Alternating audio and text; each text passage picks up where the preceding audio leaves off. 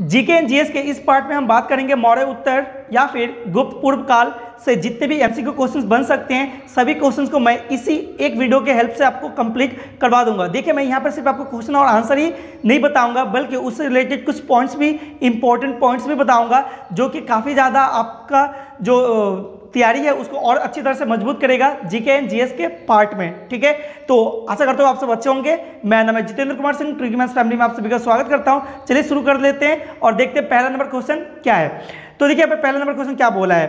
पहला number question है, अंतिम मौर्य सम्राट बृहद्रथ की हत्या कर किसने शंगु वंश की स्थापना कितना 185 ईसा पूर्व में की थी, आपको बताना है। क्वेश्चन आपको समझ में आया? बहुत ही सीधा सपाट क्वेश्चन है। आपको बताना है कि अंतिम मौर्य सम्राट बृहद्रथ की हत्या कर किसने शंगु वंश की स्थापना 185 ईसा पूर्व में की थी। ठीक है, ये रहा ऑप्शन आपका, आप ऑप्शन देख सकते हैं। ये रहा 4 ऑप्शन। पहला ऑप्शन देख लीजिए क्या बोला है, पुष्यमित्र, दूसरा अग्निमित्र, तीसरा वसुमित्र या फिर चौथा भागभट्ट।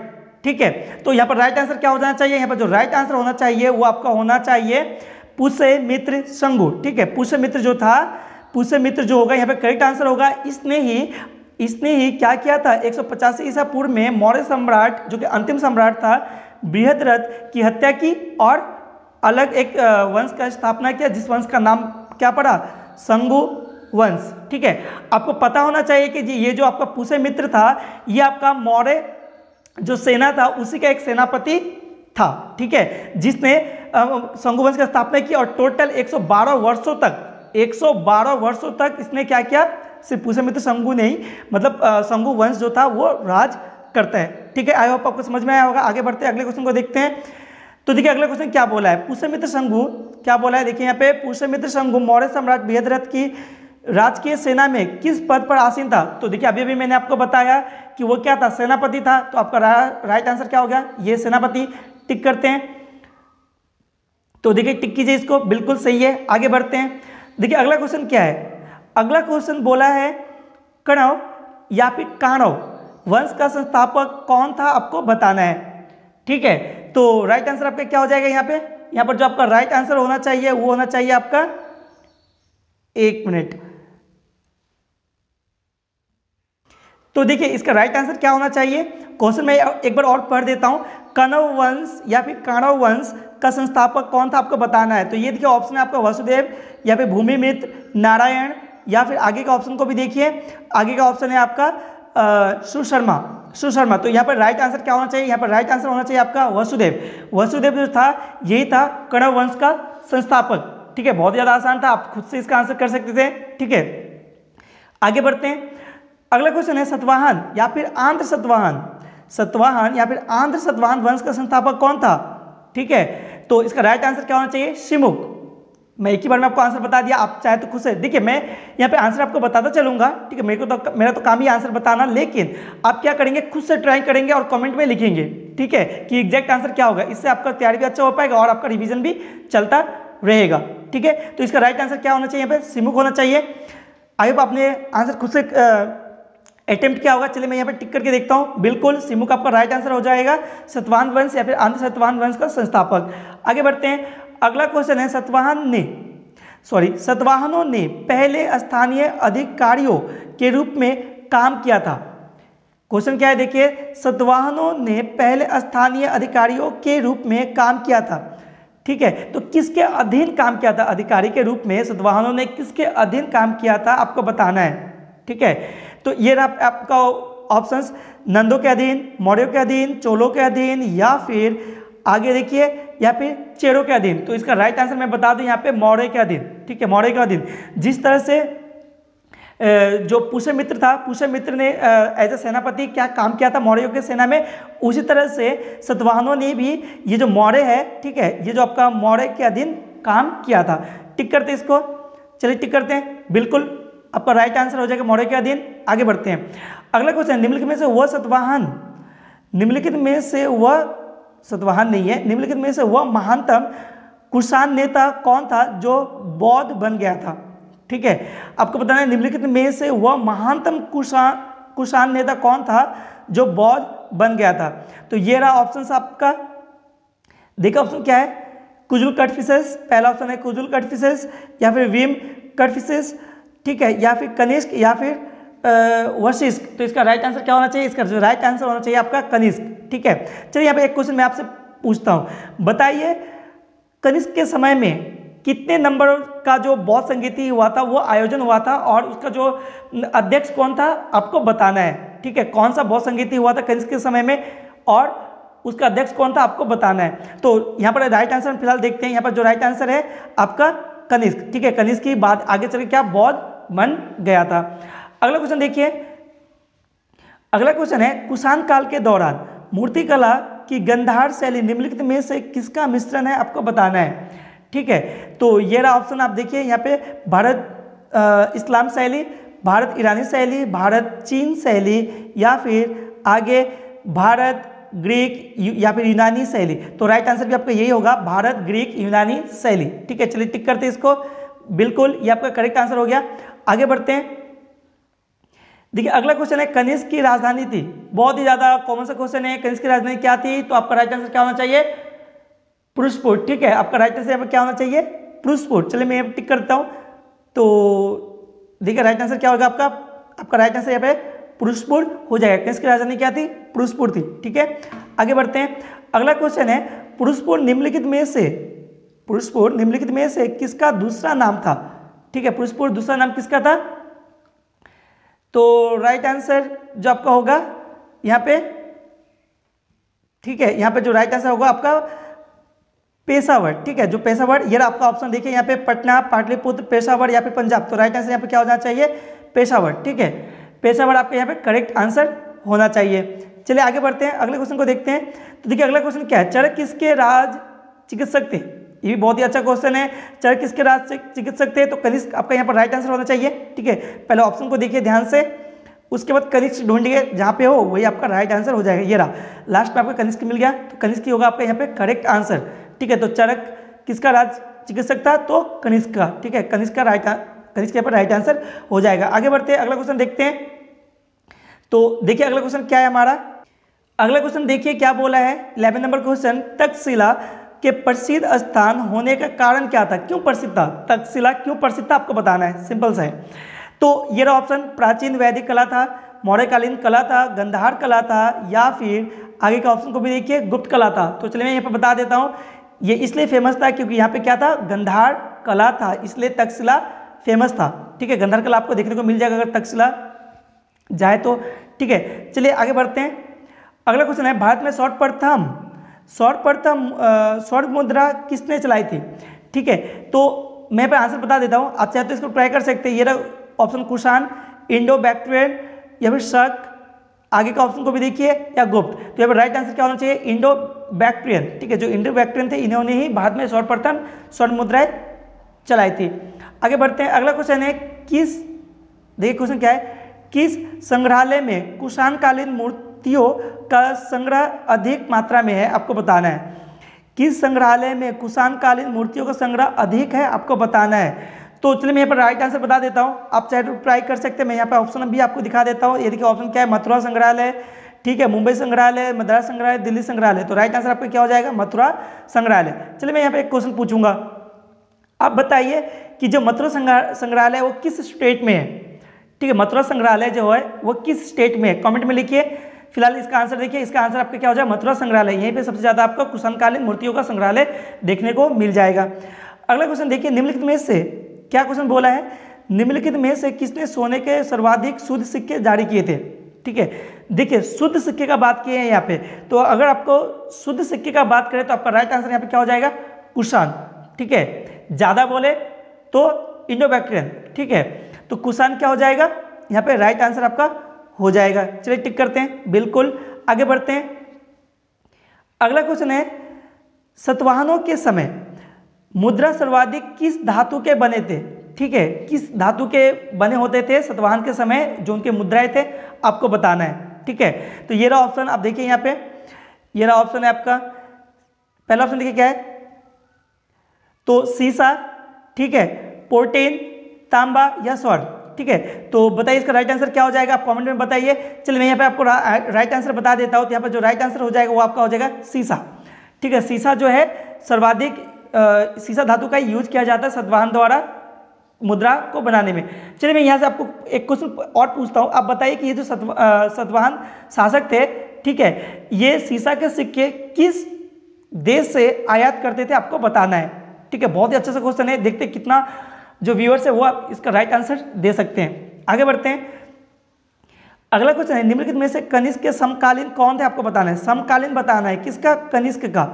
ठीक है, तो चलिए मैं यहाँ पे बता देता हूँ, ये आपका ऑप्शन आप ट्राई कर सकते हैं यहाँ से, लेकिन यहाँ पर जो राइट आंसर होगा वो आपका हो जाएगा नागार्जुन, अश्वघोष और वसुमित्र, ये वाला नागार्जुन, अश्वघोष और वसुमित्र जो हो जाएगा, ये तीनों जो थे ये समकालीन थे, किसके, कनिष्क के। आगे बढ़ते हैं, अगला क्वेश्चन है, किस वंश के शासकों ने ब्राह्मणों एवं बौद्ध भिक्षुओं को क्या बोला है, कर मुक्त भूमि या गांव यानी कि भूमि अनुदान देने की प्रथा प्रारंभ की थी।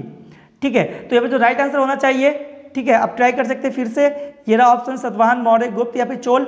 तो राइट आंसर होना चाहिए सतवाहन। राइट आंसर आपका क्या होना चाहिए, सतवाहन, क्योंकि जो सतवाहन शासक होते थे वो खुद में क्या थे, वो लोग ब्राह्मण थे। ठीक है, उन्होंने ही क्या किया था, उन्होंने ही कर मुक्त भूमि, ठीक है, या फिर भूमि अनुदान की प्रथा भी शुरू की थी। आगे बढ़ते हैं, अगला क्वेश्चन है, भारतीय रंगमंच में देखिए क्या बोला, यवनिका या फिर पर्दा का शुभारंभ किसने किया। ठीक है, तो राइट आंसर यहाँ पर होना चाहिए यूनानियों ने। ठीक है, यूनानियों ने ही पर्दा प्रथा सबसे पहले शुरू की थी। ठीक है, तो चलिए यहाँ पे टिक कर लेते हैं डायरेक्टली, तो आपका राइट आंसर यहाँ पे क्या होना चाहिए, यूनानी। ठीक है, यूनानियों ने ही पर्दा प्रथा शुरू की थी। अगला क्वेश्चन देखिए, भारतीयों के महान रेशम मार्ग, भारतीयों के महान रेशम मार्ग किसने प्रारंभ किया था, सिल्क रूट। बहुत ही आसान सा क्वेश्चन है। ठीक है, आप ऐसे ही इसका आंसर दे सकते हैं, बहुत ही कॉमन सा क्वेश्चन है, तो इसका राइट आंसर क्या होना चाहिए, कनिष्क। कनिष्क जो था वो रेशम मार्ग का शुरुआत किया था। आगे बढ़ते हैं, अगला क्वेश्चन है, निम्नलिखित में से किसने बड़े पैमाने पर स्वर्ण सिक्काएं यानी सोने के मोहरे चलाई थी, आपको बताना है। तो यहाँ पर राइट आंसर क्या हो जाएगा, आप चाहे तो ऑप्शन देख सकते हैं, ये देखिए ग्रीक वासियों ने, कुषाण मौर्यों ने, कुषाण शासकों ने या फिर शंगु ने।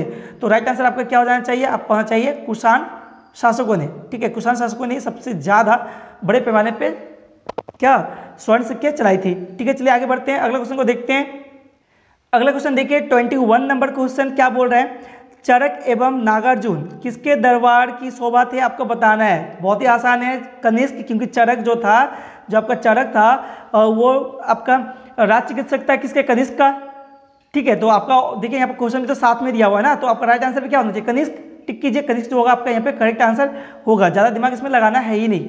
ठीक है, कनिष्क जो होगा आपका राइट आंसर हो जाएगा। आगे बढ़ते हैं, अगला क्वेश्चन है, शक संवत का प्रारंभ किस सम्राट के शासनकाल में 78 ईसा पूर्व में हुआ।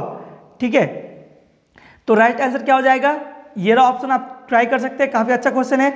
ठीक है, तो इसका जो राइट आंसर है वो आपका होना चाहिए कनिष्क। ठीक है, कनिष्क जो था उसने ही 78 ईस्वी में क्या शुरू किया था, शक संवत की शुरुआत की थी। आगे बढ़ते हैं, अगला क्वेश्चन है, तक्षशिला विश्वविद्यालय स्थित है, कहाँ स्थित है, आपको बताना है। तक्षशिला विश्वविद्यालय कहाँ स्थित है, आपको बताना है। तो देखिए फिलहाल जो है, पहले तो भारत में था, लेकिन फिलहाल जो है वो पाकिस्तान में है। ठीक है, तक्षशिला कहाँ है, पाकिस्तान में है। टिक करते हैं, बिल्कुल सही।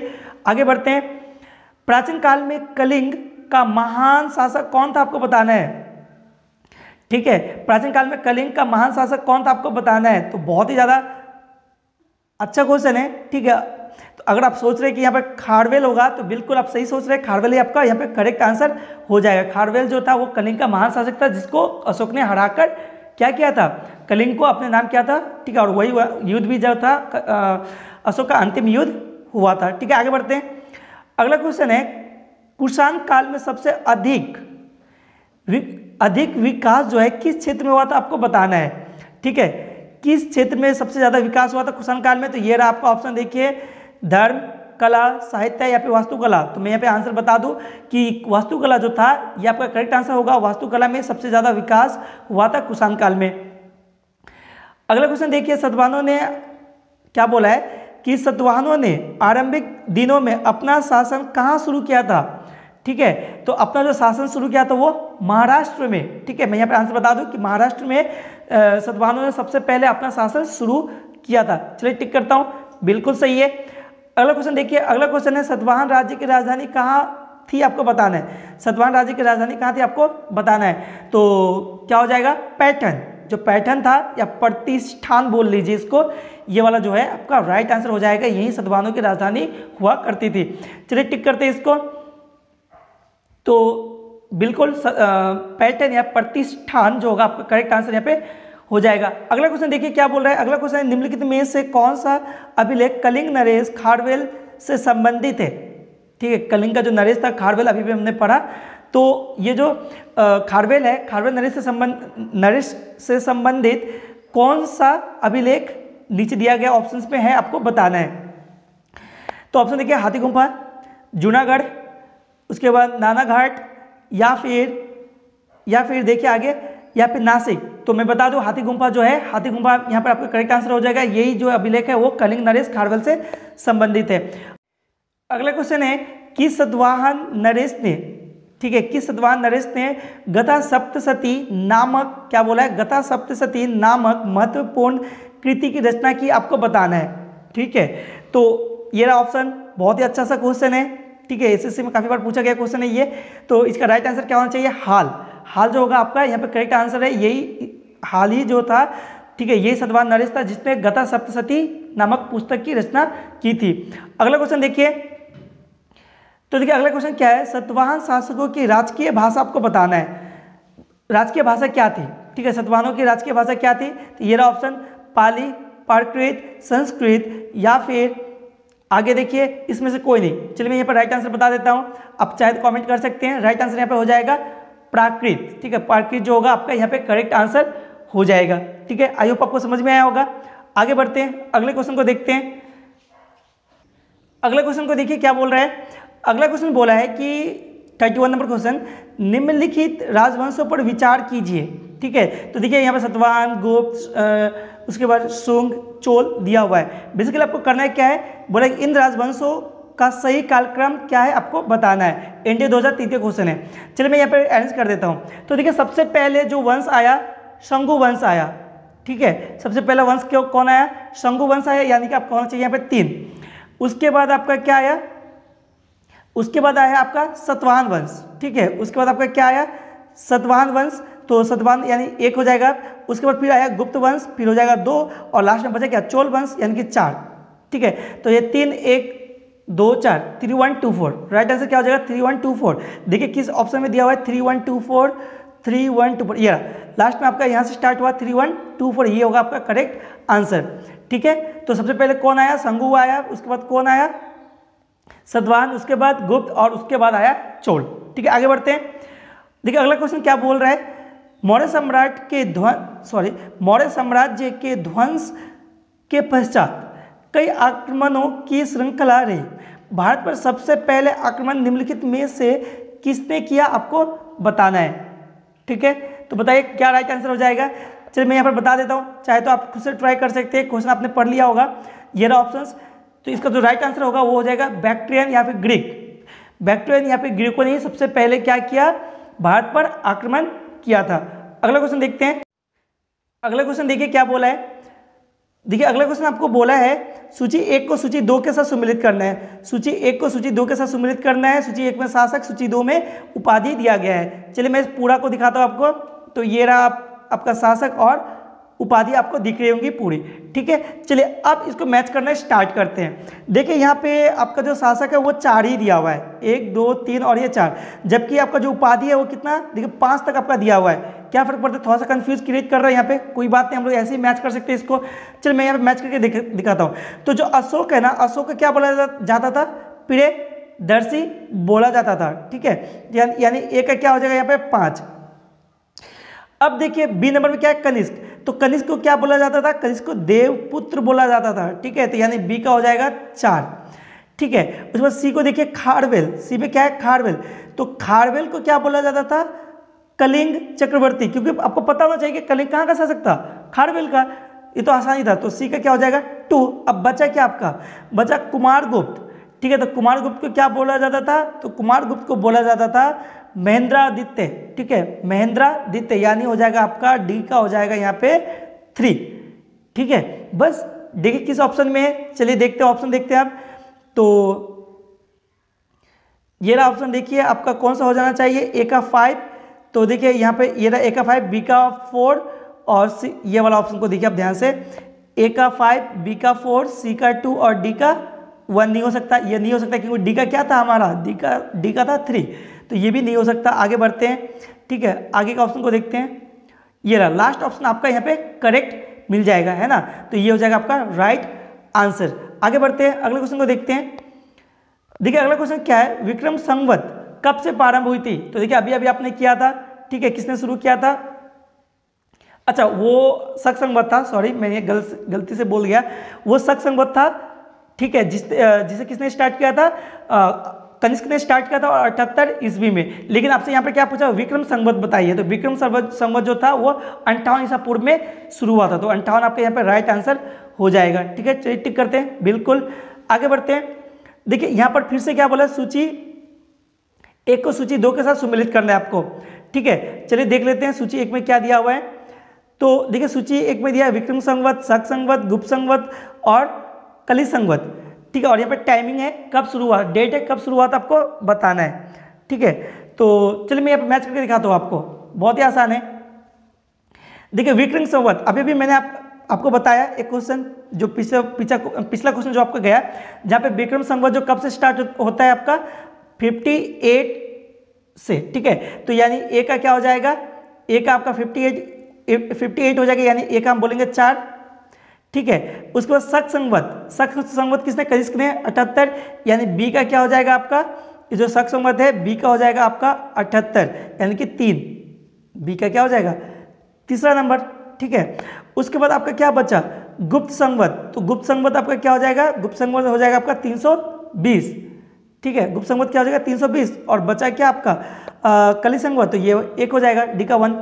देखिए किस ऑप्शन में है, टिक कीजिए इसको, तो ऑप्शन को आप ध्यान से देखिए, चलिए मैं भी यहाँ पे देखता हूँ, ये रहा ऑप्शन डी में आपको देखने को मिल जाएगा, बिल्कुल डी नंबर जो होगा आपका करेक्ट आंसर यहाँ पे हो जाएगा। आगे बढ़ते हैं, अगला क्वेश्चन को देखिए, अगला क्वेश्चन है, देखिए क्या बोला है, मौर्य के बाद दक्षिण भारत में सबसे प्रभावशाली राज्य था, कौन सा राज्य था, मौर्य के बाद दक्षिण भारत में सबसे प्रभावशाली राज्य कौन था आपको बताना है। तो ये रहा ऑप्शन सतवाहन, पल्लव, चोल, या फिर आगे का ऑप्शन को भी देख लीजिए थोड़ा सा, या फिर चालुक्य, तो राइट आंसर यहाँ पे हो जाएगा सतवाहन, ठीक है, सतवाहन जो था वही सबसे ज़्यादा शक्तिशाली राज्य था मौर्य के बाद, कहाँ, दक्षिण भारत में।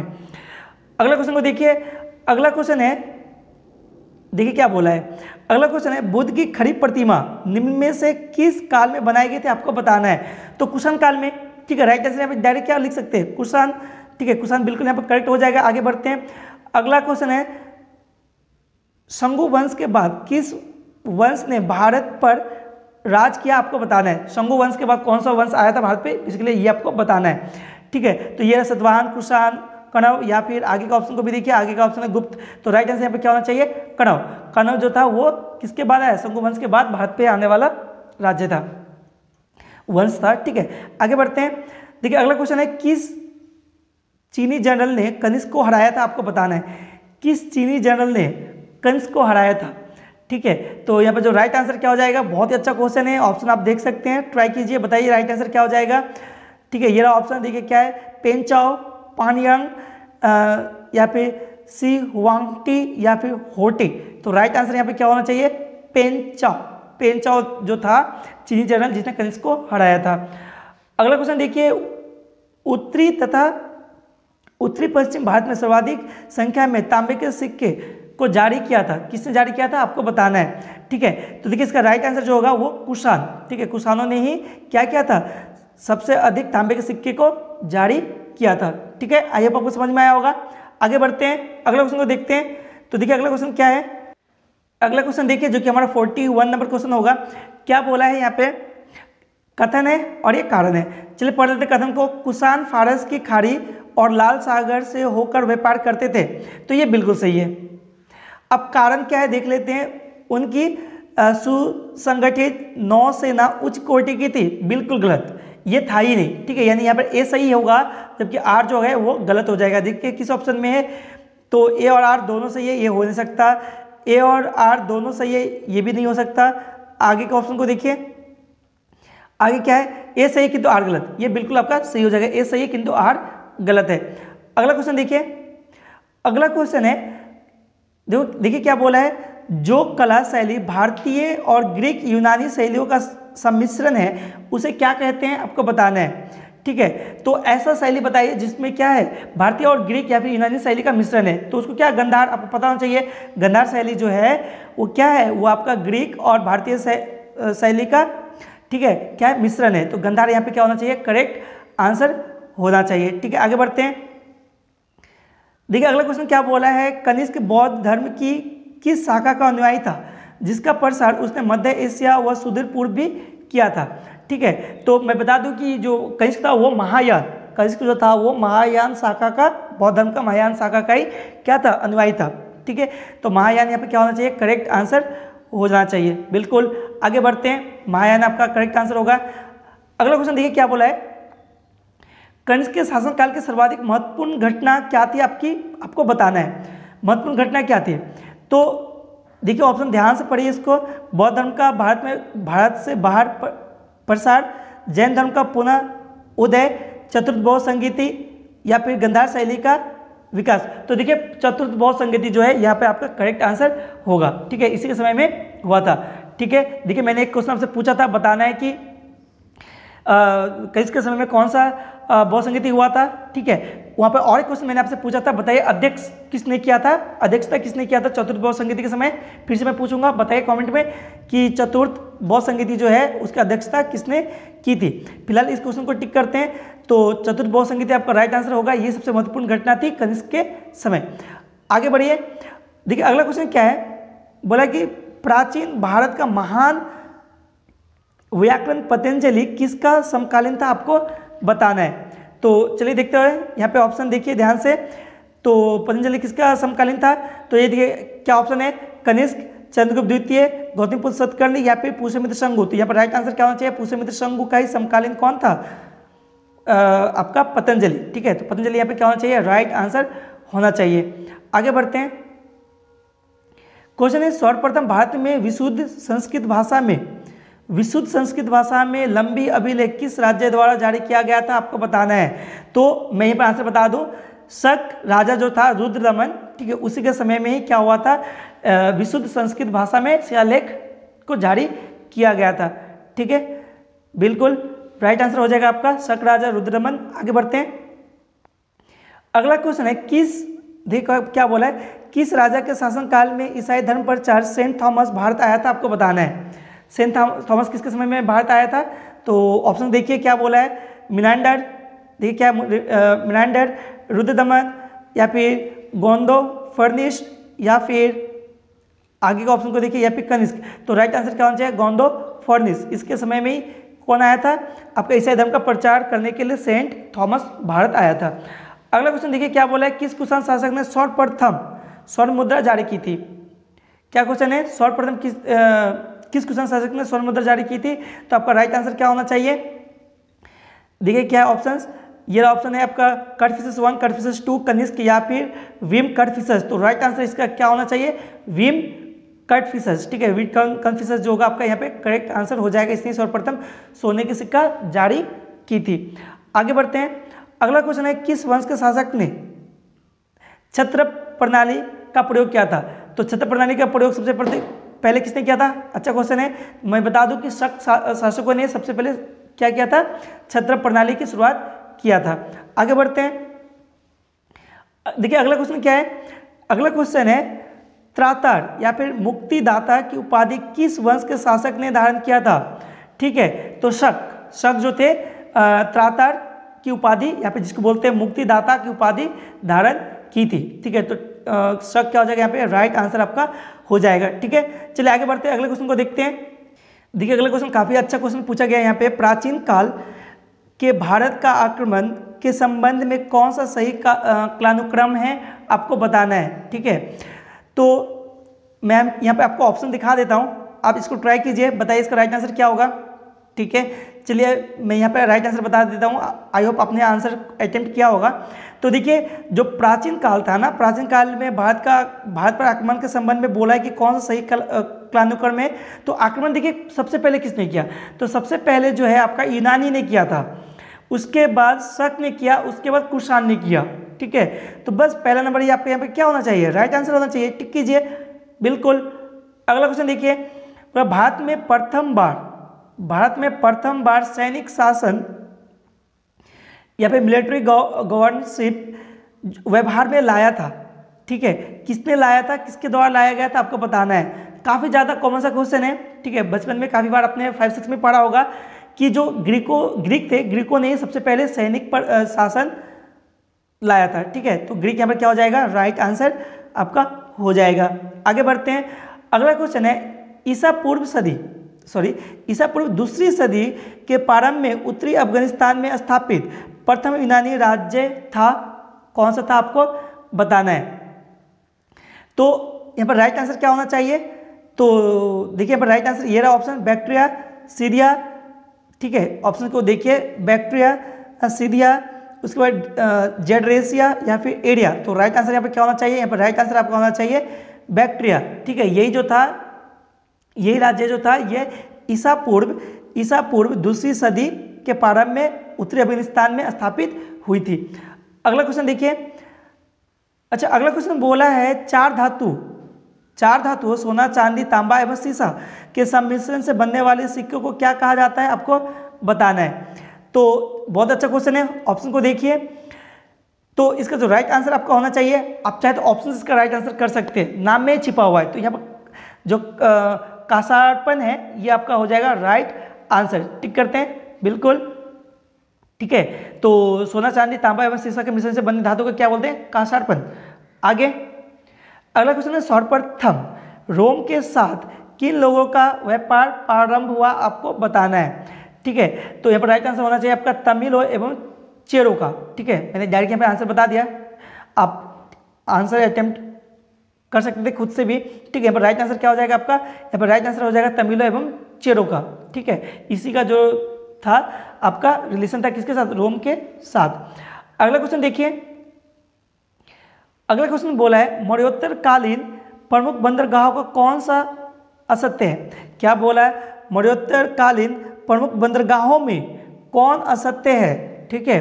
तो ये रहा ऑप्शन, देखिए राइट ऑप्शन को देखिए, यहाँ पे क्या है, ये रहा ऑप्शन को ध्यान से देखिए, यहाँ पे क्या बोला है,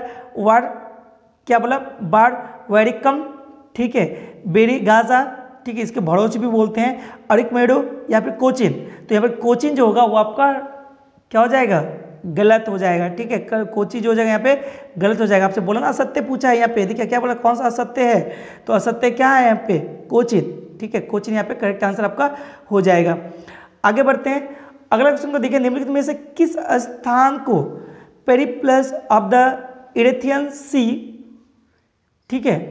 तो इरिथ्रियन, इसको देखिए जो आपको प्रोनाउंस करेंगे इरिथ्रियन ही बोलेंगे, ठीक है, यहाँ पे मिस्टेक है। इरेथियन सी में पोर्ट के नाम से संबोधित किया गया है, आपको बताना है। चलिए मैं क्वेश्चन और एक बार पढ़ देता हूँ, क्वेश्चन में एक बार और पढ़ देता हूँ। निम्नलिखित में से किस शासक को पेरिप्लस ऑफ द इरिथ्रियन सी में क्या बोलते हैं, पोर्ट के नाम से संबोधित किया गया है, आपको बताना है। तो यहाँ पर जो राइट आंसर होगा आप खुद से ट्राई कर सकते हैं, ये रहा ऑप्शंस, बेरीगाजा या फिर अरिकामेड या फिर बारबेरिकम या फिर इनमें से कोई नहीं। तो यहाँ पर राइट आंसर क्या हो जाएगा आपका अरिकामेड, ठीक है। अरिकामेड जो हो जाएगा आपका राइट आंसर हो जाएगा, इसी को ही बोला जाता है पोर्ट के, ठीक है।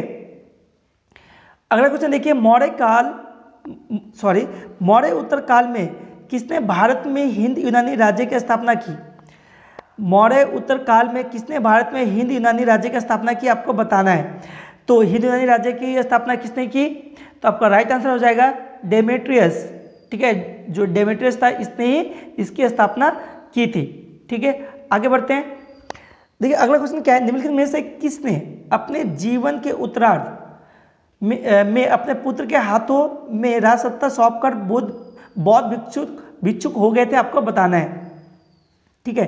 तो मिनांडर जो है यहाँ पर राइट आंसर होना चाहिए, क्योंकि मिनांडर ने ही क्या किया था, जो शासन है अपने पुत्र के हाथों सौंप कर बौद्ध भिक्षुक बन गया था। मिनांडर यहाँ पर क्या होना चाहिए, राइट आंसर होना चाहिए, ठीक है। आगे बढ़ते हैं, अगला क्वेश्चन देखिए, कुषाणों का संबंध था किससे था, आपको बताना है। तो कुषाणों का संबंध किससे था, आपको बताना है। यहाँ पे देखिए ऑप्शन है, सीथियन जनजाति से, पार्थिया से, ठीक है, या फिर चीन के यूची जनजाति से, या फिर आगे का ऑप्शन को भी देखिए यहाँ पे, या इसमें से कोई नहीं। तो यहाँ पर राइट आंसर क्या होना चाहिए, चीन के यूची जनजाति से कनिष्क का जो कनिष्क था, सॉरी कुषाणों का संबंध था। ठीक है, आगे बढ़ते हैं, अगले क्वेश्चन को देखते हैं। अगला क्वेश्चन देखिए 61 नंबर क्वेश्चन क्या बोल रहा है।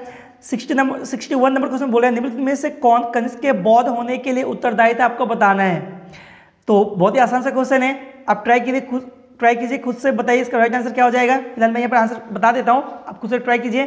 तो अश्व घोष जो होगा यहाँ पे राइट आंसर, ये जो होगा उत्तरदायी कनिष्क के बौद्ध होने के लिए। ठीक है, आगे बढ़ते हैं, अगले क्वेश्चन को देखते हैं। अगला क्वेश्चन देखिए, आपको क्या करना है, फिर से सूची 1 को सूची 2 के साथ सम्मिलित करना है। ठीक है, तो देखिए सूची 1 में क्या दिया हुआ है, इंडो ग्रीक, शक, पार्थव। सूची 2 में क्या दिया हुआ है, हिंदी, यवन, उसके बाद सितियन, या फिर क्या है, पहलव। ठीक है, चलिए मैं मैच कर देता हूँ मैं ही। तो देखो इंडो ग्रीक जो हो जाएगा वो आपका हो जाएगा यहाँ पे, अच्छा ए नंबर का आपका हो जाना चाहिए यहाँ पे हिंद, यवन। ठीक है, ए का हो जाएगा 1, शक का क्या हो जाएगा सिथियन, यानी बी का क्या हो जाएगा 2, और बचा क्या आपका पार्थव, यानी पार्थव जो कि सी है आपका हो जाएगा 3। बस ये तो आपका कंटिन्यू मैच किया हुआ था। देखिए किस ऑप्शन में कंटिन्यू मैच किया हुआ, पहला नंबर में ही मैच किया हुआ है, ये आपका करेक्ट आंसर हो जाएगा। आगे बढ़ते हैं, देखिए अगला क्वेश्चन क्या है, फिर से मैच करना है सूची 1 को सूची 2 के साथ। और देखिए राज्य दिया हुआ है, आप राजधानी दिया हुआ है, तो मैच कीजिए। शंगु विदिशा हो जाएगा आपका, चेदी कलिंग हो जाएगा, सतवाहन आपने पढ़ा अभी, पैटर्न या फिर प्रतिष्ठान जिसको बोलते हैं, बचा क्या आपका कुषाण, तो हो जाएगा आपका पुरुषपुर। कंटिन्यू मैच है यहाँ पे, तो देखिए किस ऑप्शन में कंटिन्यू मैच किया हुआ आंसर दिया है, 1 ही नंबर पे दिया हुआ है, तो ये होगा आपका करेक्ट आंसर। आगे बढ़ते हैं, देखिए अगला क्वेश्चन है रोमन साम्राज्य के अनुसार क्या बोला है, किस वंश के शासकों ने कैसर या फिर जिसको बोलते सीजर की उपाधि ग्रहण की थी। ठीक है, तो बहुत ही अच्छा क्वेश्चन है यहाँ पे, बताइए इसका राइट आंसर क्या हो जाएगा, हिंदी यवन। ठीक है, ऑप्शन देखिए हिंदी यवन, शक, कुषाण या फिर सतवाहन। तो राइट आंसर यहाँ पे क्या होना चाहिए, कुषाण। कुषाणों ने ही सीजर जिसको कैसर बोलते हैं की उपाधि धारण की थी। ठीक है, कुषाण यहाँ पर राइट आंसर होगा। अगला क्वेश्चन देखिए, निम्नलिखित में से किसका निर्माण शंगु काल में हुआ था, निम्नलिखित में से किसका निर्माण शंगु काल में हुआ था, आपको बताना है। तो शंगु काल में आपका हुआ था, चलिए यहाँ पे ऑप्शन देखिए। तो देखिए पहला ऑप्शन क्या है, यहाँ पे पहला ऑप्शन है भरहुत का स्तूप। ठीक है, क्या है भरहुत का स्तूप, या फिर सांची स्तूप की वेदिका जिसको रेलिंग भी बोलते हैं, और तोड़ना द्वार, या फिर भाजा स्तूप, या फिर उपयुक्त सभी। ठीक है, तो बताइए इसका राइट आंसर क्या हो जाएगा, कौन सा निर्माण हुआ था। ठीक है, शंगु काल में कौन सा निर्माण हुआ था, तो इसका राइट आंसर हो जाएगा आपका सभी। ठीक है, जो आपका ये आपका भरतु स्तूप था ये भी, सांची स्तूप की विदिशा ये भी, और राजा स्तूप ये भी, यानी आपका सब जो है यहाँ पे उपयुक्त सभी यहाँ पे राइट आंसर हो जाएगा। ठीक है, सभी जो है वो शंगु काल में ही स्थापित हुई थी। ठीक है, आगे बढ़ते हैं, अगला क्वेश्चन देखिए, सतवाहन नरेश हाल के समकालीन गुनागढ़ ने किस प्राकृतिक ग्रंथ की रचना की थी। ठीक है, क्या बोला, सतवाहन नरेश हाल के समकालीन, ठीक है, गुनागढ़ ने किस प्राकृतिक ग्रंथ की रचना की थी, आपको बताना है। ठीक है, तो इसका राइट आंसर क्या होना चाहिए आपका बृहद कथा। ठीक है, जो गुनागढ़ था उसने बृहद कथा की रचना की थी। ठीक है, चलिए टिक करते हैं, बिल्कुल आपका राइट आंसर हो जाएगा। आगे बढ़ते हैं, अगला क्वेश्चन देखिए क्या बोला, निम्नलिखित कथनों पर विचार कीजिए। ठीक है, कौन सा कथन राइट है, कौन सा कथन रॉन्ग है। तो चलिए शुरू करते हैं, विचार करना है आपको। पहला, सतवाहन शासक बौद्धों पर अत्याचार करते थे, बिल्कुल गलत। ठीक है, पुष्यमित्र शंगु बौद्धों को संरक्षण देते थे, पुष्यमित्र शंगु बौद्धों को संरक्षण देते थे, तो ये भी आपका गलत हो जाएगा, ऐसा कुछ था नहीं। उसके बोध गया में शशांक ने बौद्ध वृक्ष को कटवा दिया था, तो ये तो बिल्कुल सही है, बहुत ही कॉमन सा स्टेटमेंट है, काफ़ी को पता ही है ये। तो 3 नंबर आपका सिर्फ क्या हो जाएगा, 3 ही आपका यहाँ पे राइट हो जाएगा। देखिए किस ऑप्शन में है 3, तो लास्ट यहाँ पे 3 नंबर आपका राइट आंसर हो जाएगा। ठीक है, आगे बढ़ते हैं, तो देखिए अगला क्वेश्चन क्या बोला है, निम्नलिखित में से किस अभिलेख में चंद्रगुप्त मौर्य और अशोक दोनों का उल्लेख किया गया है। ठीक है, किस अभिलेख में दोनों का उल्लेख किया गया है, किसका, चंद्रगुप्त मौर्य और अशोक का। तो ये रहा ऑप्शन को देखिए ध्यान से, अच्छा क्वेश्चन है यहाँ पे। ये रहा ऑप्शन को देखिए, क्या बोला, गौतमीपुत्र सतकर्णी का नासिक अभिलेख, या फिर महाक्षत्रप रुद्रदमन का जूनागढ़ अभिलेख, या फिर अशोक का गिरनार अभिलेख, या फिर स्कंदगुप्त का जूनागढ़ अभिलेख। तो यहाँ पर राइट आंसर क्या होना चाहिए, महाक्षत्रप रुद्रदमन का जूनागढ़ अभिलेख जो है, यहीं पे दोनों का वर्णन आपको साथ में देखने को मिल जाएगी। ठीक है, बिल्कुल करेक्ट आंसर है ये। आगे बढ़ते हैं, अगला क्वेश्चन है, देखिए अगला क्वेश्चन क्या बोल रहा है, बोल रहा है प्राचीन भारत में निम्न में से किस एक ने नियमित रूप से सोने के सिक्के चलाए थे, आपको बताना है। ठीक है, तो बहुत ही आसान सा क्वेश्चन है, इसका राइट आंसर क्या होना चाहिए, कुषाणों ने ही चलाए थे। ठीक है, सोने के सिक्के। आगे बढ़ते हैं, अगला क्वेश्चन देखिए, कलिंग नरेश खारवेल किस वंश से संबंधित था, बहुत ही अच्छा क्वेश्चन है। ठीक है, बहुत ही ज़्यादा अच्छा क्वेश्चन है, लास्ट क्वेश्चन है। ठीक है, इस वीडियो का लास्ट क्वेश्चन है हमारा, मैं आपके ऊपर छोड़ता हूँ, बताइए इसका राइट आंसर क्या हो जाएगा। चलिए मैं यहाँ पे ऑप्शन आपको दिखा देता हूँ। ठीक है, ये रहा, चलिए आप टिक कीजिए। ठीक है, कमेंट में बताइए कौन सा राइट आंसर यहाँ पे होगा। ठीक है, तो बस इस वीडियो में इतना ही, और ये जो टॉपिक हमने अभी कंप्लीट किया, ठीक है, जो मौर्य उत्तर काल या फिर गुप्त पूर्व काल है, जो कि 150 ईसा पूर्व से 319 ईस्वी तक का काल है। ठीक है, इससे और क्वेश्चन आपके बन ही नहीं सकते, जितने क्वेश्चन बनने थे मैंने सभी क्वेश्चन करवा दिया। आई होप आपको समझ में आया होगा। अगर आपको समझ में आया तो एक तो लाइक बनता ही है, और देखिए मैं हमेशा क्या करता हूँ, इस ढंग का जो MCQ फॉर्म में मैं इंपॉर्टेंट क्वेश्चन का सेट लाता रहता हूँ। ठीक है, हर एक टॉपिक से, जिससे आपकी तैयारी और भी अच्छी हो सकती है। इसके लिए आपको क्या करना पड़ेगा, हर रोज वीडियो को पाने के लिए चैनल को सब्सक्राइब कीजिए, ताकि हर रोज आपको टाइमली वीडियो मिल सके। ठीक है, चलिए मिलते हैं अगले सेशन में, तब तक के लिए थैंक यू, पढ़ते रहिए और सीखते रहिए।